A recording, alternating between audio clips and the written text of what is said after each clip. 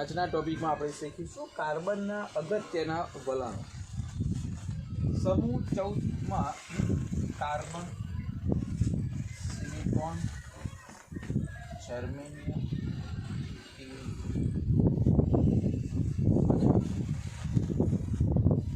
14મા સમૂહમાં પહેલા વાત કરીએ તો કાર્બનની. આપણે અત્યારે કાર્બન અને સિલિકોન બે આ ચેપ્ટરમાં શીખવાના છે. જેવી રીતે આપણે 13મા સમૂહમાં પણ બોરોન અને એલ્યુમિનિયમ શીખ્યા. હવે કાર્બન અને સિલિકોનની વાત કરીએ એમાં સૌથી પહેલાં આપણે કાર્બનના અગત્યના વલણો વિશે ચર્ચા કરીએ તો કાર્બન જે આપણે એક પહેલો સમૂહ, બીજો સમૂહ અને 13મા સમૂહમાં જોયું. પહેલું જે તત્વ હતું ને બીજા કરતાં જુદું પડતું.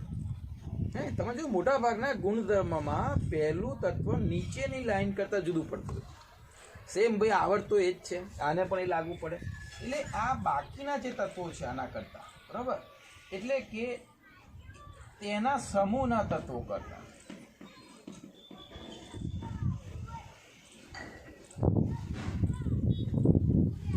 અન્ય તત્વથી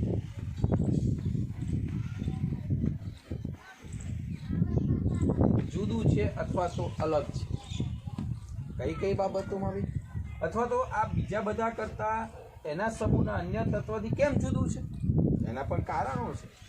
આ જુદું એટલા માટે છે કે એની જે અમુક બાબતો છે. તો સૌથી પહેલાં જોઈએ તો આ જુદું હોવાનું કારણ એક તો એનું નાનું કદ, પછી વધુ એની વિદ્યુત ઋણતા,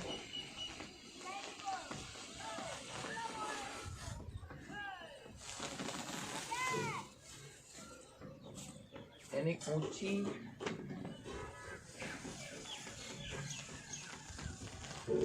આયનીકરણ એન્થાલ્પી એટલે કે ડેલ્ટા IH અને ડી કક્ષક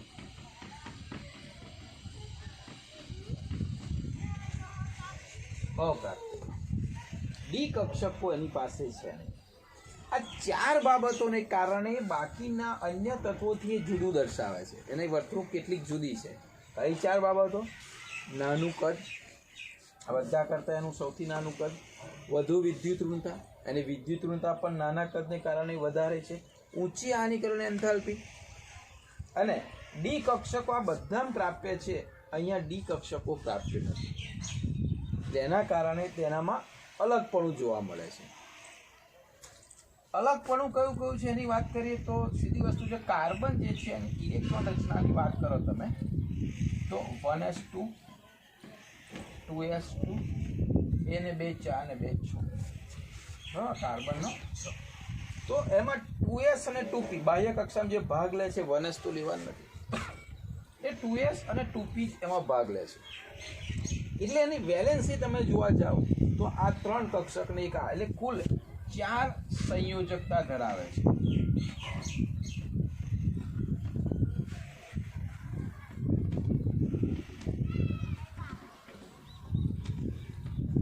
અને એ સંયોજકતા એનાથી વધતી નથી.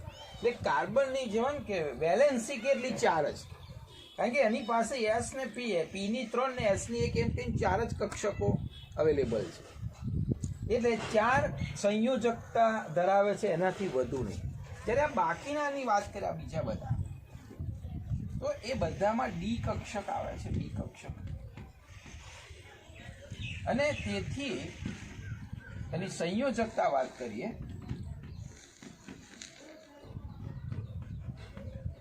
4 થી વધુ હોય છે. કારણ કે આ બધામાં ડી કક્ષક છે એટલે બહારથી ઇલેક્ટ્રોન માટેની જગ્યા એમને ખાલી મળે છે. બરાબર, એટલે આ બાબત ખાસ યાદ રાખીશું. બીજું, કાર્બનની અંદર એક જે વિશેષતા છે તે કે કાર્બન જે છે એ નીચી વિદ્યુત ઋણતા,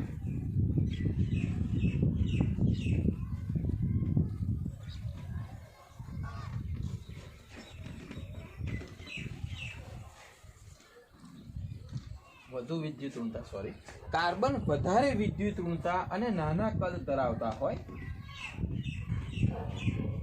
તેવા પરમાણુ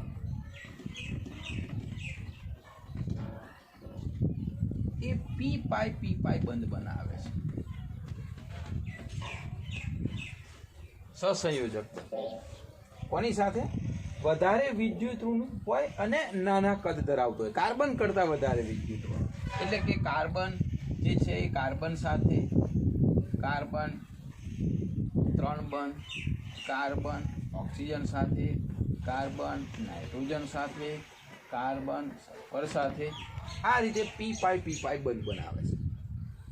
પી પાઈ બંધ કેમ અને શું સ્ટ્રક્ચર? તો આપણે સંકરણમાં શીખી ગયા હતા, દ્વિબંધ, ત્રિબંધ, સિંગલ બંધ. બરાબર, સિંગલ બંધમાં પણ પી કક્ષકમાં સિગ્મા બંધ બનતો હતો, પણ જે ઊભા બંધ બનતા હતા આંતરછેદ, બરાબર, સાઈડમાંથી જે છેદ થતો હતો, ઓવરલેપિંગ થતો હતો, એ બધા પાઈ બંધ. અને પી કક્ષક સામેલ થતી હતી એટલે એને પી પાઈ બંધ કહેવામાં આવે. હવે આ બાકીના જે મોટા છે એ બધા આવો બંધ બનાવી શકતા નથી.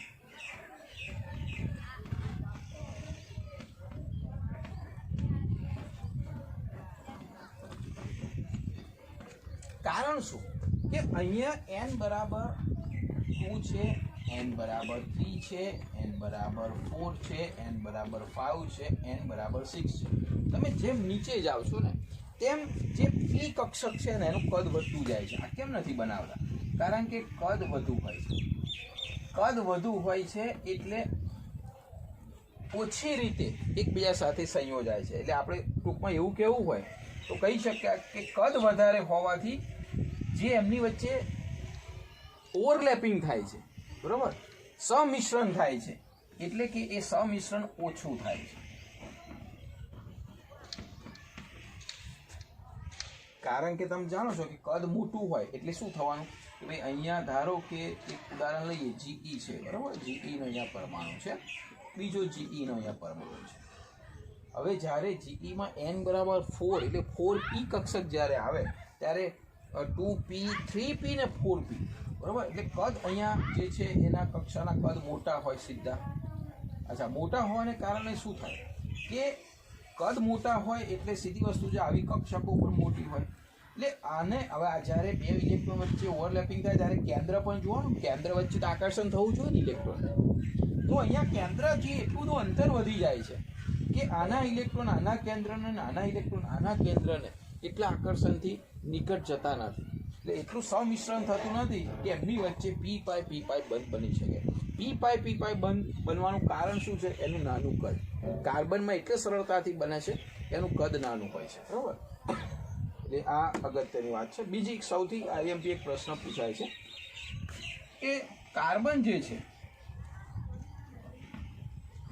એ કાર્બન પોતાની જ સાથે એટલે કે બીજા કાર્બન સાથે, કાર્બન બીજા કાર્બન સાથે સંયોજાઈને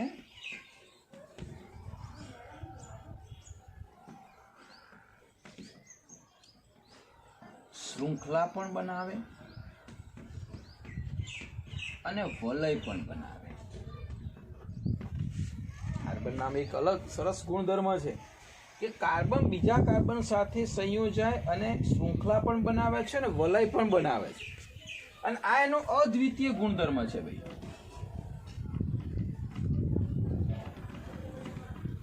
અદ્વિતીય ગુણ એટલે એવો ગુણ પાછી નીચેનામાં બીજા કોઈનો છે નહીં. ઇવન આવર્ત કોષ્ટકમાં પણ આ ગુણ કોઈનો નથી. એટલે એને કેવો ગુણ કહેવાય? અદ્વિતીય. અદ્વિતીય એટલે બીજા જોડે નથી, એના જેવો ગુણધર્મ બીજો નથી ધરાવતો.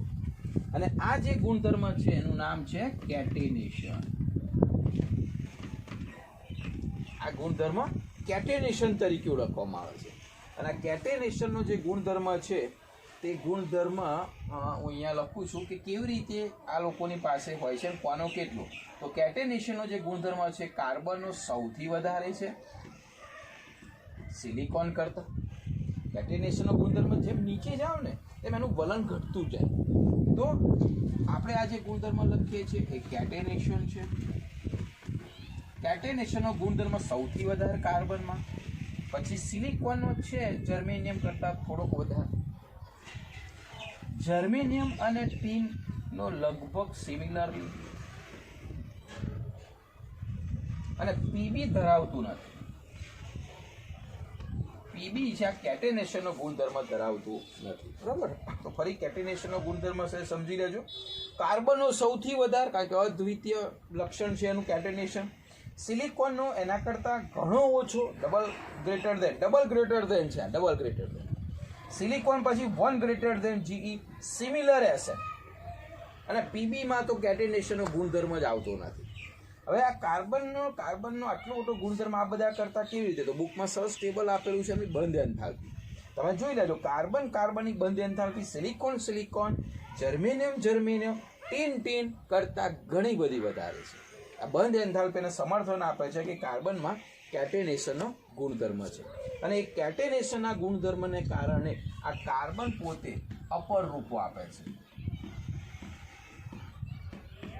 અને આપણે અપર રૂપો કયા પ્રકારના છે, શું સ્ટ્રક્ચર છે, બહુ જ ઇમ્પોર્ટન્ટ ટૂંકનો અને પ્રશ્ન આપણે હવે શીખવા જઈ રહ્યા છે. તો આથી કાર્બનની માહિતી બહુ ફાસ્ટ ફરી સમજાવી દો. કાર્બન એના અન્ય તત્વો જે સમૂહમાં આવેલા છે એના કરતાં અલગ છે. અલગ થવાનું કારણ કેમ? તો કે ભાઈ નાનું કદ છે, વિદ્યુત ઋણતા વધુ છે, આયનીકરણ એન્થાલ્પી, કારણ કે આયનીકરણ એન્થાલ્પી એને 1 2 3 4, બરાબર, કદ નાનું છે એટલે 4 આયનીકરણ એન્થાલ્પીનો સરવાળો થાય. ટોટલ આયનીકરણ એન્થાલ્પી ઘણી બધી ઊંચી જતી રહે છે. ડી કક્ષકો એનામાં છે નહીં, એટલે બહુ સિમ્પલ સંયોજનો બનાવે છે. એસ ને પી 4 સંયોજકતાથી વધારે એની સંયોજકતા હોતી નથી. બાકી બધામાં ડી કક્ષક છે એની સંયોજકતા 4 કરતાં વધારે છે. બીજું, કાર્બન વધારે વિદ્યુત ઋણવાળા નાના કદ સાથે પી પાઈ બંધ બનાવે છે. આ રીતે એ બંધ આ લોકો કેમ નથી બનાવતા? કારણ કે પી પાઈ બંધ માટે એની પી કક્ષકો જે છે 3p 4p 5p ઘણી મોટી હોય છે, એટલે સંમિશ્રણ થઈ શકતી નથી. સંમિશ્રણ ના થાય એટલે આપણે એમો થિયરી પ્રમાણે જોયું હતું કે બંધ બનતો નથી. અને કાર્બન બીજા કાર્બન સાથે સંયોજાને શૃંખલા આપણે શીખવાના છે. હાઇડ્રોકાર્બન કાર્બનની શૃંખલા બને અને વલય પણ બને, જેમ કે બેન્ઝીનનું વલય છે, બરાબર, ટોલ્યુઇન છે, એ બધાનું આ રીતે વલય બનાવે છે. અને આ એનો અદ્વિતીય ગુણધર્મ છે જે કેટેનેશન ગુણધર્મ તરીકે ઓળખાય છે. બાકીના બધાનો ગુણધર્મ કેટેનેશનનો છે પણ ઓછો છે.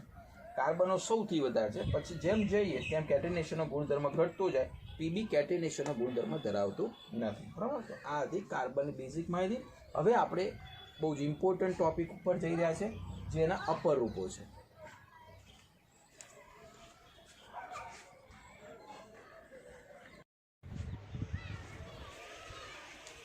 કાર્બનના અપર રૂપો, બહુ જ આઈએમપી ટોપિક.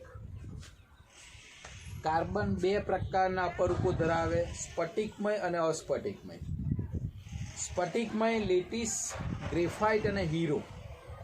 અને ત્રીજું વૈજ્ઞાનિકોએ જે શોધ્યું ફુલેરિન.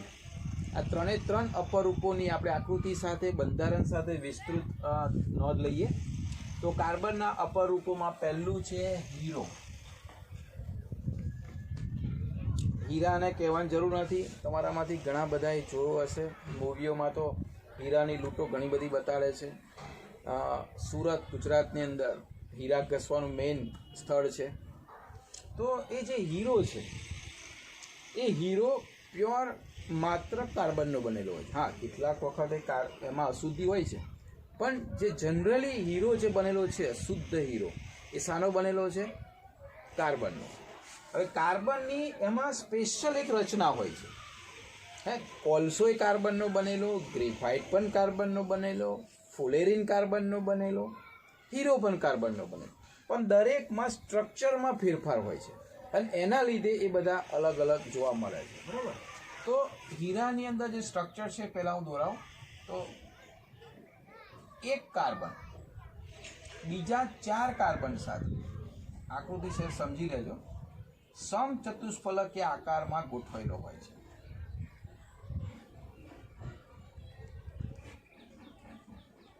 આ ડોટ છે કાર્બન છે. એક કાર્બન બીજા 4 કાર્બન સાથે સમચતુષ્ફલકીય આકારની અંદર ગોઠવાયેલો હોય છે. આ જે છે એ ફરી પાછા જે 4 છે ફરી બીજા, બરાબર. ધારો કે આ કાર્બનની વાત કરીએ તો એ પણ એક, બરાબર, 2 3 અને 4 આવી રીતે ગોઠવેલો હોય છે. આ કાર્બન ફરી પાછા બીજા 4 કાર્બન સાથે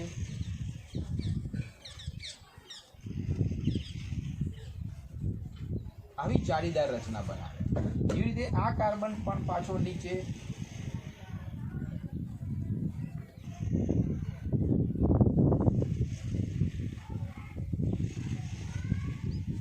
પછી આ કાર્બન પણ તમે નીચે લઈ જાઓ તો અહીંયા એક આની સાથે આની સાથે આની સાથે ફરી પાછો આ નીચે એક કાર્બન આની સાથે આ પાછો બીજા કોઈની સાથે. તો આ રીતે બરાબર આવી ત્રિપરિમાણીય જાળીદાર કાર્બન, ટૂંકમાં એક કાર્બન બીજા 4 કાર્બન સાથે એકબીજા સાથે જોડેલો હોય છે. અને આ જે અંતર છે, આ અંતર એ 154 પિકોમીટર હોય છે. દરેક કાર્બન વચ્ચેની જે બંધ લંબાઈ છે એ કેટલી હોય છે? 154 પિકોમીટર.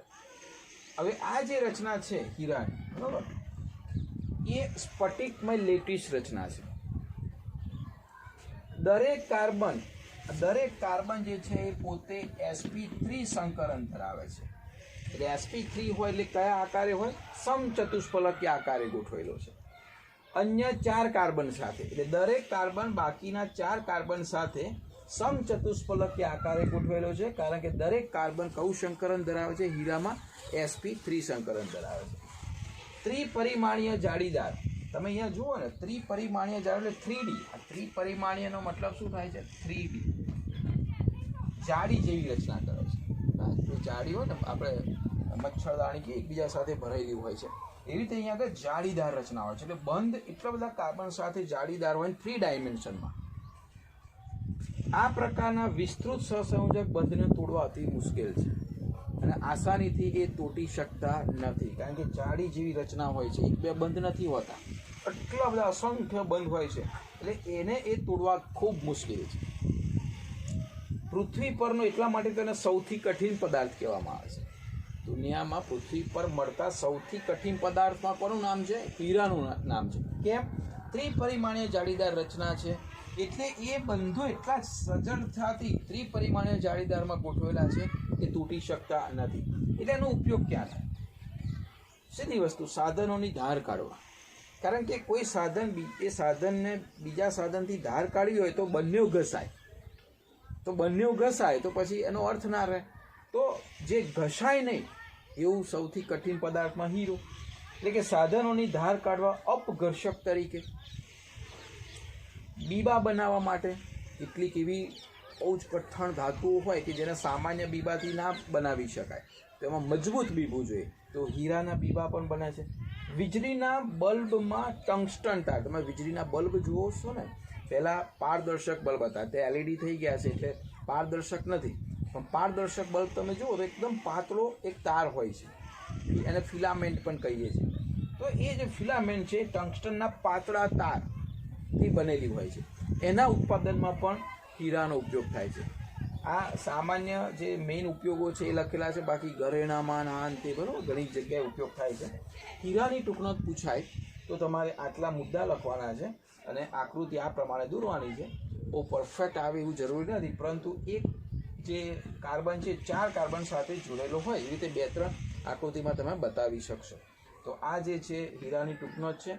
MCQ માટે પણ અહીંયા એક પોઈન્ટ છે, બધા જ ઇમ્પોર્ટન્ટ છે. હવે આપણે લઈએ ગ્રેફાઇટ.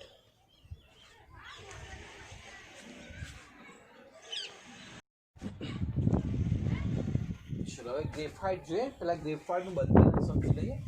કાર્બન જે છે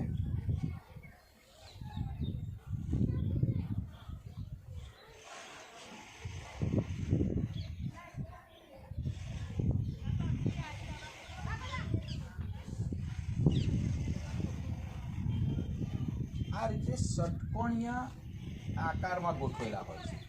અહીંયા વાત કરી બરાબર, તો આ રીતે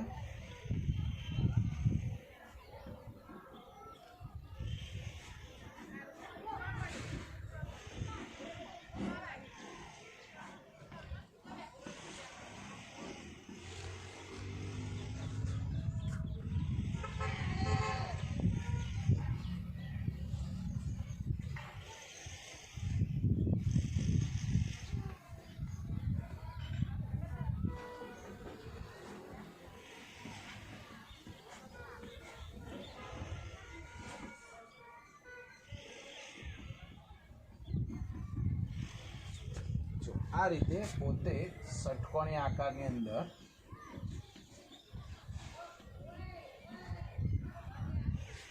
ગોઠવેલા હોય છે, બરાબર. આવું એક ષટકોણીય આકાર હોય એવી રીતે થોડીક જગ્યા છોડીને બીજો ષટકોણીય આકાર.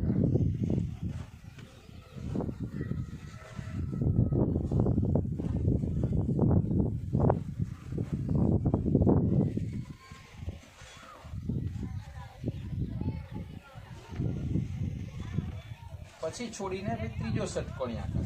આવી રીતે આ એક જે છે આખું એક સ્તર હોય છે, સમતલ્ય. આપણે એવું કહી શકીએ કે સમતલ્ય સ્તર છે આખું. પછી થોડીક જગ્યા છોડીને અહીંયા આ રીતે થોડીક જગ્યા છોડીને બીજું એક સમતલ્ય સ્તર આવે છે. આ એક સ્તર બીજા સ્તર સાથે વાન ડર વાલ્સ આકર્ષણથી જોડાયેલા હોય છે. વાન ડર વાલ્સ આકર્ષણ પરથી જોડાયેલા એ તેની નીચે ત્રીજું સ્તર. હવે તમે જુઓ અહીંયા એક જે કાર્બન છે, એક કાર્બન એ 1, 2 ને 3, એટલે આ એક કાર્બન બીજા 3 કાર્બન સાથે જોડાયેલો હોય છે, સહસંયોજક બનતી. હવે 3 કાર્બન સાથે જોડો પણ એક કક્ષક હજુ એની ઉપર આ રીતે ખાલી રહે છે, અને એમાં જે ઇલેક્ટ્રોન છે, ચોથા નંબરનો ઇલેક્ટ્રોન, એ ઇલેક્ટ્રોન અહીંયા આ રીતે પાયબંધ બનાવે છે. એટલે એક પાયબંધ બને છે અને 3 બંધ કયા બને છે? સિગ્મા બનાવે છે. એટલે એક કાર્બન છે એ 3 સિગ્મા બંધ બનાવે છે, એક પાયબંધ બનાવે છે. હવે એક પાયબંધ બનાવે એટલે આ કાર્બન છે એનું સંકરણ કયું થવાનું? sp2 થવાનું. sp2 થવાનું એટલે એક જ સમતલમાં ગોઠવાયેલા. એટલે આ એક આખું સ્તર એક જ સમતલમાં ગોઠવાયું. એની નીચે બીજું સ્તર, એની નીચે ત્રીજું સ્તર, એની નીચે ચોથું, અને આ બધા સ્તરો એકબીજા સાથે એક નિર્બળ વાન ડર વાલ્સ આકર્ષણ બળથી જોડેલા છે. આ એની સામાન્ય રચના હતી. એમાં આ કાર્બન કાર્બન વચ્ચેની જે બંધ લંબાઈની વાત કરીએ તો આ આવે છે 141.5, બરાબર. તો એ જે બંધ લંબાઈ છે એ 141.5 પિકોમીટર જેટલી બંધ લંબાઈ હોય છે. હવે પ્રોપરલી આપણે ટૂંકમાં જે લખવાના મુદ્દા સાથે લઈએ. એક તો સ્તરીય બંધારણ. સ્તરીય બંધારણ એટલે એક સ્તર, બીજું સ્તર, ત્રીજું સ્તર, આવા અસંખ્ય સ્તરો, બરાબર. વાન ડર વાલ્સ આકર્ષણ બળથી આ સ્તરો એકબીજા સાથે જોડાયેલા રહે છે. સ્તર વચ્ચે અંતર જે છે એ 340 પિકોમીટર, એટલે આ અંતરની વાત કરી છે. આ અંતર કેટલું છે? 340 પિકોમીટર બે સ્તરો વચ્ચે.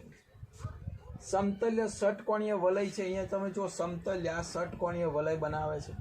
એમાં કાર્બન કાર્બન 141.5 પિકોમીટરની બંધ લંબાઈ છે. દરેક કાર્બનનું સંકલન કયું છે? sp2 છે. sp2 છે એટલે એક કાર્બન બીજા 3 કાર્બન સાથે કયો બંધ બનાવે? સિગ્મા બંધ બનાવે.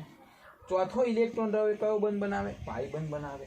હા, હવે એ જે પાઈ બંધમાં ઇલેક્ટ્રોન છે, અહીંયા પાઈ બંધ, અહીંયા પાઈ બંધ, અહીંયા પાઈ બંધ, એ પાયબંધના ઇલેક્ટ્રોન વિસ્થાનીકૃત હોય છે. વિસ્થાનીકૃત એટલે પોતાનું સ્થાન બદલે. એને તો સરસ એક ખો મળી જાય કે ભાઈ અહીંથી અહીં જગ્યા છે, અહીંથી અહીં જગ્યા છે, કારણ કે બધી આપણા બાપડી જ છે ને. ભાઈ PZ કક્ષકો જે હશે એ તો એને અહીંથી અહીં, અહીંયાથી અહીં ફરતો જ રહે.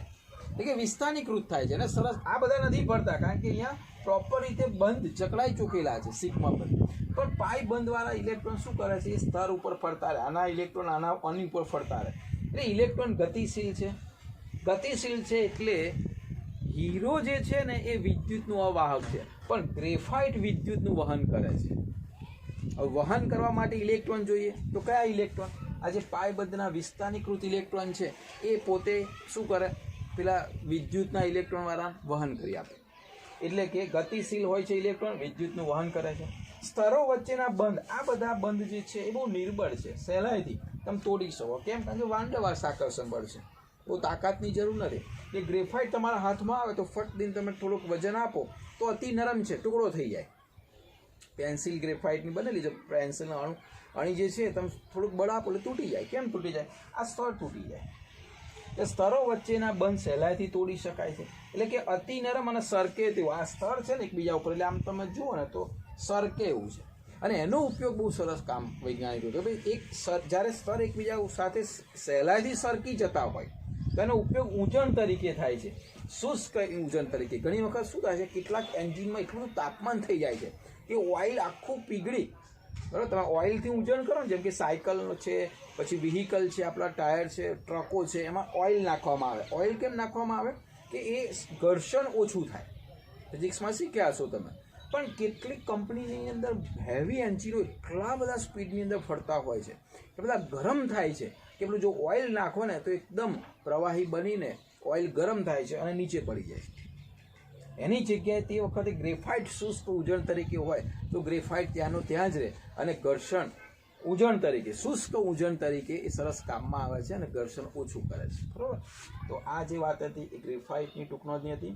હીરા, ગ્રેફાઇટ ને ફુલેરીની અંદર કાર્બનનું સંકલન ના બદલાય, બંધ લંબાઈ ના બદલાય, આકાર ના બદલાય. વહન જે છે એનું કારણ અહીંયા એટલા માટે છે કે ઇલેક્ટ્રોન મુક્ત છે એટલા માટે વહન કરે છે. હીરામાં એ રીતે વહન થતું નથી. એટલે હીરો વિદ્યુતનો અવાહક છે, જ્યારે ગ્રેફાઇટ વિદ્યુતનું વહન કરે છે. એનું કારણ છે એ વિસ્થાનીકૃત ઇલેક્ટ્રોન જે પાય બંધની અંદર ફરતા હોય છે. તો આ જે ટૂંકનોંધ હતી એ ગ્રેફાઇટની હતી. હવે આપણે ઇમ્પોર્ટન્ટ ટૂંકનોંધ બીજી જોઈએ, ફુલેરીન.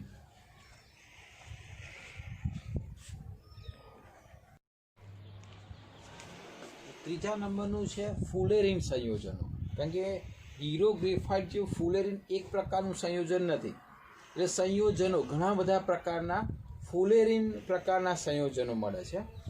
આ 1985માં 3 વૈજ્ઞાનિકોએ આની શોધ કરી હતી અને 1996માં આ શોધ બદલ એમને નોબેલ પ્રાઇઝ પણ મળેલું છે.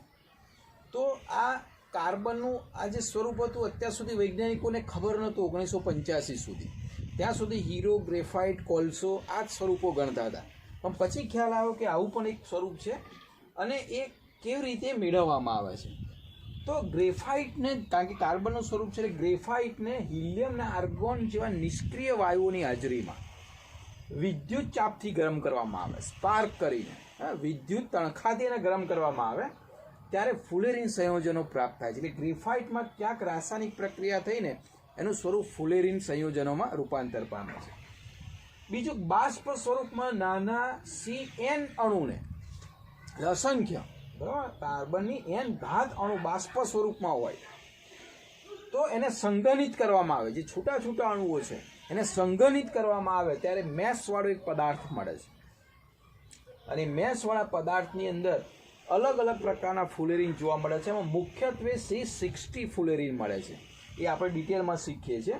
બહુ જ થોડાક પ્રમાણમાં C70 ફુલેરીન મળે છે અને 350 કરતાં વધારે સંખ્યાવાળા, બરાબર, બહુ જ અલ્પ પ્રમાણમાં એવા ફુલેરીન પણ મળે છે. તો મુખ્યત્વે જે મળે છે કયું ફુલેરીન મળે છે? C60.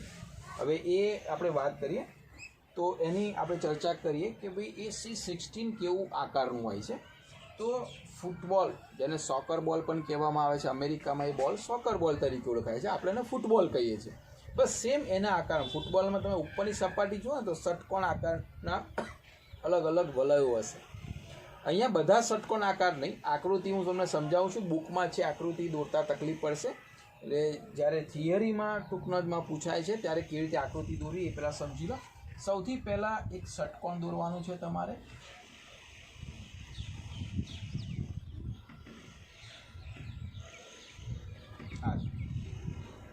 એ ષટકોણ દોર્યા પછી એની જે 6 બાજુ છે એમાં એક બાજુ છોડીને, ધારો કે આ પહેલી બાજુ છે તો ત્યાં હું બીજું ષટકોણ એના કરતાં થોડુંક પાતળું દોરીશ. પછી એક છોડીને ફરી હું અહીંયા ષટકોણ દોરીશ. પછી એક છોડીને હું અહીંયા ષટકોણ દોરીશ. આવી રીતે આપણે ષટકોણ છે એની આજુબાજુ બીજા ષટકોણ દોરવાના છે એના કરતાં થોડાક પાતળા, એક એક છોડીને જ્યાં પણ દોરો. અહીંયા દોરો તો અહીંયા છોડી દેવાનું. હવે બાકી જે રહે ને ત્યાં પંચકોણ દોરવાનું. એટલે 1, 2 અને 3 બાજુ તો થઈ ગઈ ને, તો બહુ જ આગળ ના જાય એ રીતે આવી રીતે પંચકોણ. અહીંયા પંચકોણ, અહીંયા પંચકોણ, આવું દોરતા આવડે. પછી જે સૌથી બહારનો ખૂણો છે ત્યાંથી તમારે એક રાઉન્ડની અંદર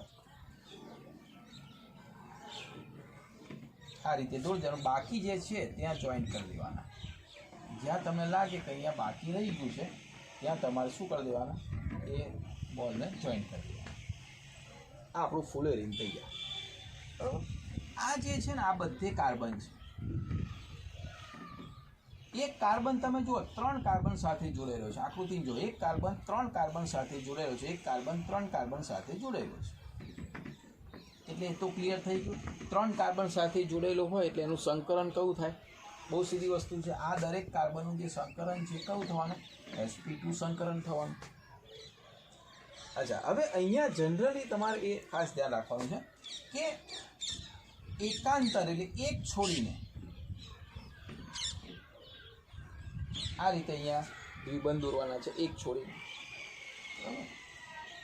હવે અહીંયા છોડી તો આ જગ્યાએ આવશે, બરાબર. એવી અહીંયા આ બે જગ્યાએ છોડે, બરાબર. તો આ રીતે એકાંતરે તમારે શું કરવાનું છે?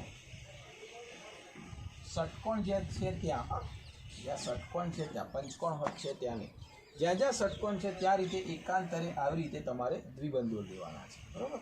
જો આ ષટકોણ છે તો અહીંયા આવશે આ ષટકોણ, આ ષટકોણ, આ ષટકોણ, પંચકોણ માને. તો આવું એકાંતરે એ sp2 સંકલન ધરાવે છે, એટલે કે આવી રીતે બંધ પણ બનાવે છે. એ કયો બંધ? પાય બંધ બનતો હશે. આની પર એક કક્ષક બાકી રહેશે z, અને એ કક્ષક શું કરશે? એકબીજા સાથે પાય બંધ બનાવશે. અને પાય બંધમાં પેલા ઇલેક્ટ્રોન આ ચક્ર ઉપર ફરતા રહેશે, આના અહીંયા ફરતા રહેશે, આના અહીંયા ફરતા રહેશે. આપણે એરોમેટિક જ્યારે શીખીશું ને બેન્ઝીન હાઇડ્રોકાર્બનમાં, તે વખત આપણે ડિટેલમાં શીખવાના છે કે ભાઈ બેન્ઝીન કેમ એરોમેટિક છે, એરોમેટિક એકચ્યુઅલી ગુણધર્મ શું છે. તો આ એરોમેટિક ગુણધર્મ ધરાવે છે જે કાર્બન ને ગ્રેફાઇટ નથી ધરાવતું, બરાબર. તો એ એરોમેટિક ગુણધર્મ કેમ ધરાવે છે? sp2 સંકરણમાં જે પાય બંધના ઇલેક્ટ્રોન છે તે વલય ઉપર સતત ફરતા રહે છે, એટલે એરોમેટિક એનું લક્ષણ છે. ઓકે, હવે આપણે આ જે વાત છે એની વાત કરીએ. ફુલેરીન એક તો કાર્બનનું એકમાત્ર શુદ્ધ સ્વરૂપ છે. આ શુદ્ધ સ્વરૂપ એટલે કે, તો ધારો કે કોઈ કાર્બન કાર્બનના છૂટા બંધ હોય, ધારો કે અહીંયા આપણે મિથેનની વાત કરીએ, ચલો આ રીતે. તો આ જે બંધ છે ને એ ભલે કાર્બન ને હાઇડ્રોજન વચ્ચે બંધ બનાવે, પણ ભવિષ્યમાં તમે આગળ કોલેજ લેવલે શીખશો કે બંધ છે ને એક સરખા નથી રહેતા, એમાં સ્ટ્રેચિંગ થયા કરે. એ બંધમાં સ્ટ્રેચિંગ થયા કરે, એટલે એક રબરની જેમ સ્થિતિસ્થાપકમાં વધઘટ વધઘટ વધઘટ બંધ લંબાઈ થયા કરે. જ્યારે અહીંયા જે બંધ છે ને એકબીજા સાથે જકડાઈ ગયા છે, એટલે અહીંયા એવું બનતું નથી, અહીંયા ફિક્સ બંધ થઈ ગયા. એટલે ઝૂલતા બંધ સિવાયનું મૃદુ બંધારણ છે. અહીંયા હવે ઝૂલતા બંધ નથી. બીજું કે પિંજર જેવા અણુઓ છે. જો પિંજર, પાંજરો આખો દડો છે આવી, એટલે પિંજરામાં કેવા રીતે છિદ્ર હોય, એ રીતે આ પિંજરું છે, એટલે પિંજર જેવા અણુઓ છે. આ C16 નો આકાર સોકર બોલ જેવો છે, જેને બકી બોલ પણ કહેવામાં આવે છે. આખું નામ એનું બકમિન્સ્ટર ફુલેરીન. એનું નામ શું પાડ્યું? બકમિન્સ્ટર ફુલેરીન, પણ ટૂંકું નામ છે એનું બકી બોલ. હવે આમાં ખાસ આ બાબત MCQમાં ખાસ પૂછાશે, ધ્યાન રાખજો. 6 વલયવાળા, જો આ 6 વલય, આ 6 વલય, આ 6 વલય, 6, એટલે અહીંયા ધારો કે હું આંકડો લખું તો અહીંયા આ 6 વલય છે, આ પણ 6 વલય, આ પણ 6 વલય, આ પણ 6 વલય. આ 6 વલયવાળા 5 વલય સાથે, 5 વલય સાથે, 6 વલય સાથે જોઈન્ટ થયેલા હોય. સમજો, આ 6 વલયવાળા જે છે એ 5 અને 6 બંને સાથે સંકલિત છે. પણ 5 વલયવાળું છે ને એની આજુબાજુ માત્ર ને માત્ર, જો આ 5 છે એની આજુબાજુ 6 6 6, અહીંયા 6 ને અહીંયા 6, એટલે આ બાજુ પણ 6 ને અહીંયા પણ 6.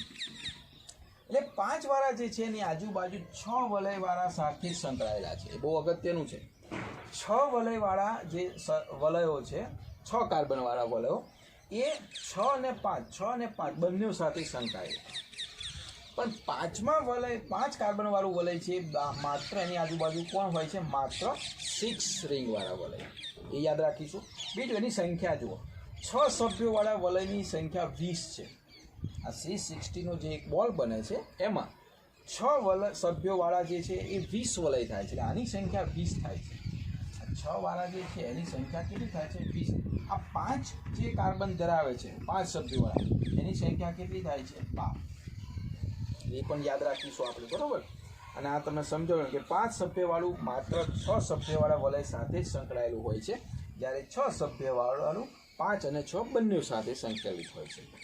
બીજું, બધા જ કાર્બન સમતુલ્ય છે અને sp2 સંકલન દ્વારા બધા કાર્બન સરખા, એવું નહીં 5 વાળા જુદા, 6 વલયવાળા જુદા, એવું નહીં. બધા જ કાર્બન જે C60 છે એ બધા જ કાર્બન કેવા છે? સમતુલ્ય છે અને sp2 સંકલન ધરાવે છે. બીજું કે એક કાર્બન 3 કાર્બન સાથે 3 સિગ્મા બંધ બનાવે, બાકીનો એક ઇલેક્ટ્રોન જે રહ્યો એ વિસ્થાનીકૃત થાય છે, એના લીધે એનું ગુણધર્મ એરોમેટિક છે. કાર્બન કાર્બન સિંગલ બંધ છે, કાર્બન કાર્બન દ્વિબંધ પણ છે. કાર્બન કાર્બન સિંગલ બંધ છે એની લંબાઈ છે 143.5 પિકોમીટર અને દ્વિબંધવાળા જે છે એની લંબાઈ છે 138.3 પિકોમીટર. અલગ અલગ છે ને એ પ્રમાણે. આ જે વાત હતી એ ફુલેરીન સંયોજનની ટૂંકનોટની વાત હતી.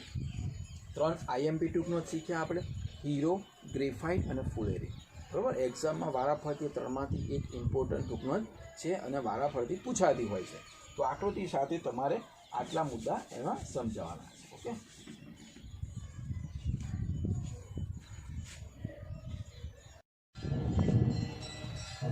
જો કેટલાક 2 ટોપિક થઈ ગયા છે.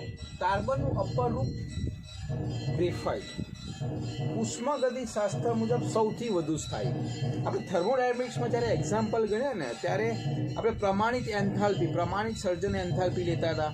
એમાં એવું લખતા હતા કે ભાઈ તત્વ હોય, તત્વની પ્રમાણિત સર્જન એન્થાલ્પી 0 લેતા હતા. એમાં અપર રૂપો હતા, જેમ કે સલ્ફરના 2 જોયા હતા આપણે, બરાબર, મોનોક્લિનિક અને એ બધા, રોમ્બિક સલ્ફર. એવી રીતે કાર્બનમાં આપણે યાદ કરો ગ્રેફાઇટ સ્વરૂપ જે હતું ને એને પ્રમાણિત સ્વરૂપ લીધેલું. એટલે આપણે ગ્રેફાઇટમાં આપણે કાર્બન અહીંયા સોલિડ અને ગ્રેફાઇટ લખતા હતા. એ ગ્રેફાઇટની ફોર્મેશન એન્થાલ્પી કેટલી લેવામાં આવે છે? 0. એટલે કે સૌથી સ્થાયી સ્વરૂપ કયું ગણવામાં આવે છે? ગ્રેફાઇટનું. કોના આધારે? ઉષ્માગતિશાસ્ત્ર મુજબ. હીરાની ફોર્મેશન એન્થાલ્પી આની સાપેક્ષે 1.19 ગણવામાં આવે છે. ફુલેરીનની સર્જન એન્થાલ્પી 38.1 કિલો જૂલ પ્રતિ મોલ ગણવામાં આવે છે. એટલે આપણે ખાસ યાદ રાખીશું. બીજું, કાર્બનના અન્ય રૂપો પણ છે, કાર્બન બ્લેક, કોક અને કોલસો. જે પેલા રૂપો જોયા એ સ્ફટિકમય છે, આ રૂપો અસ્ફટિકમય છે, કાર્બન બ્લેક, કોક અને કોલસો. આ બધા જે છે એને ગ્રેફાઇટ અને ફુલેરીનના અશુદ્ધ સ્વરૂપ ગણવામાં આવે છે. હવે બનાવે છે કેવી રીતે? હાઇડ્રોકાર્બન આપણે શીખવાના છે. એમાં હવાના એક મર્યાદિત જથ્થામાં જ્યારે એને ગરમ કરવામાં આવે અથવા એને સળગાવવામાં આવે ત્યારે કાર્બન બ્લેક બને છે. લાકડા કે કોલસો એને હવાની ગેરહાજરીમાં ગરમ કરવામાં આવે તો એમાંથી કોલસો અને કોક બને છે. એટલે કોલસો અને કોક એ લાકડા અને હવાની ગેરહાજરીમાં સળગાવતા બને છે, જ્યારે કાર્બન બ્લેક હાઇડ્રોકાર્બનને હવાના મર્યાદિત જથ્થામાં સળગાવવાથી મળે છે. તો આ MCQ માટે ઇમ્પોર્ટન્ટ છે, તો યાદ રાખજો તમે.